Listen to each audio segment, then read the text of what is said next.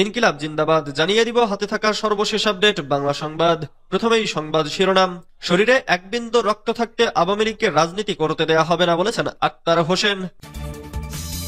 এরপর জানিয়ে দিব অনির্বাচিতদের ক্ষমতায়নের চেষ্টা দেখছে বিএনপি।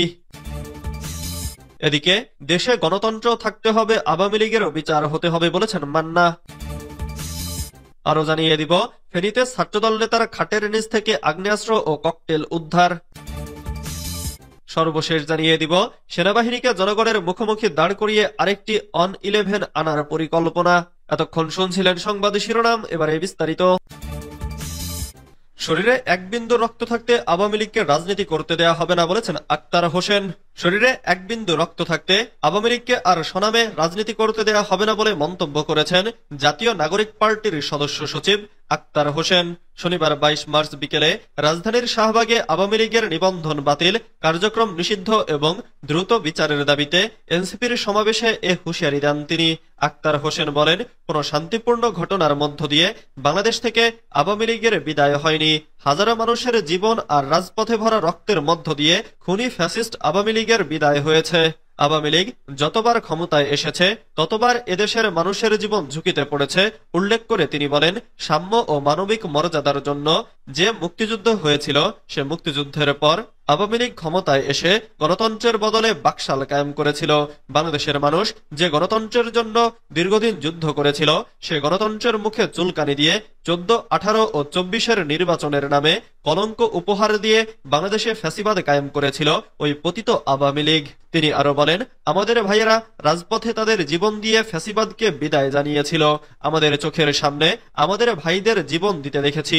তাদের রক্তের শপথ, আমাদের শরীরে এক বিন্দু রক্ত থাকতে আওয়ামী লীগকে আর সনামে রাজনীতি করতে দেব না, আর পুনর্বাসিত হতে দেব না।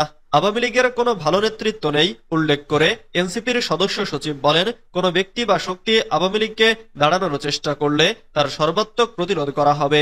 আওয়ামী লীগের নাম, মার্কা ও আদর্শের কোনো রাজনীতি চলবে না, সে নিশ্চয়তা দিতে হবে। জুলাই চার্টারে আওয়ামী লীগকে নিষিদ্ধ করার কথা থাকতে হবে। অনির্বাচিতদের ক্ষমতায়নের চেষ্টা করছে বিএনপি।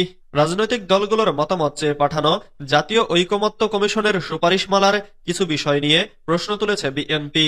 এতে অনির্বাচিতদের ক্ষমতায়নের চেষ্টাও দেখেছে দলটি। শনিবার গুলশানে চেয়ারপারসনের কার্যালয়ে এক সংবাদ সম্মেলনে বিএনপি মহাসচিব মির্জা ফখরুল ইসলাম আলমগীর দলের অবস্থান তুলে ধরেন। তিনি বলেন, সুপারিশমালায় সাংবিধানিক কমিশন সহ নতুন নতুন বিভিন্ন কমিশনের প্রস্তাব করা হয়েছে। এ সমস্ত কমিশনের এখতিয়ার, কর্মকাণ্ডের যে বর্ণনা দেয়া হয়েছে তাতে মনে করার যথেষ্ট কারণ রয়েছে যে আইন বিভাগ ও নির্বাহী বিভাগকে যতটা সম্ভব আন্ডারমাইনিং করা এবং ক্ষমতাহীন করাই উদ্দেশ্য, যার ফলশ্রুতিতে একটি দুর্বল ও প্রায় অকার্যকর সরকার ব্যবস্থা প্রতিষ্ঠিত হবে। এ প্রসঙ্গে স্থায়ী কমিটির সদস্য সালাউদ্দিন আহমেদ বলেন, ন্যাশনাল কনস্টিটিউশনাল কাউন্সিল এনসিসি নামে একটা ফ্রেমের প্রস্তাব করা হয়েছে। সেটার গঠন প্রক্রিয়া ও কার্যপরিধি বর্ণনা করা হয়েছে।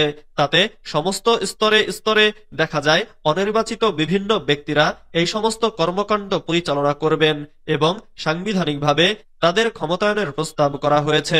তাতে দেখা যাবে নির্বাচিত প্রতিনিধির আর কোনো গুরুত্ব নেই। প্রায় সকল গুরুত্বপূর্ণ কার্যাবলী রাষ্ট্রের অনির্বাচিত প্রতিনিধিদের সমন্বয়ে সম্পন্ন হবে, যদি এগুলো গৃহীত হয়। দেশে গণতন্ত্র থাকতে হবে, আওয়ামী লীগেরও বিচার হতে হবে বলেছেন মান্না।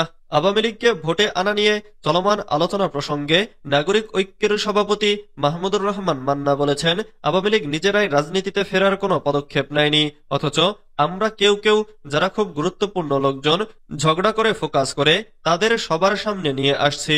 সংস্কার কমিশনের প্রস্তাবনা নিয়ে শনিবার রাজধানীর জাতীয় প্রেস ক্লাবে নাগরিক ঐক্য আয়োজিত এক সংবাদ সম্মেলনে তিনি এসব কথা বলেন।